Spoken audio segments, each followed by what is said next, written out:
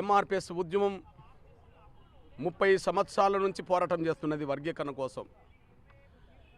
ఈ విజయం కోసమే 30 ఏళ్ళ తపనతో కూడిన పోరాటం జరిగింది.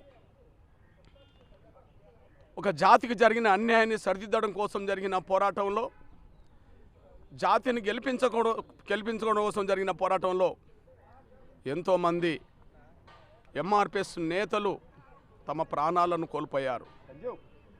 వారికి ఈనాటి విజయాన్ని అంకితం ఇస్తున్నాం. 30 ఏళ్ళుగా అలుపెరగని పోరాటం చేస్తూ వచ్చిన, కష్టాలు వచ్చినా, బాధలు వచ్చినా, దెబ్బలు తగిలినా, జైలు పాలైనా, నిందలు పడ్డా, ఎన్ని రకాలుగా అవాంతరాలు అడ్డంకులు ఎదురైనా మొక్కవోని దీక్షతో, అకటింత పట్టుదలతో 30 ఏళ్ళుగా ఉద్యమాన్ని ముందుకు నడిపించిన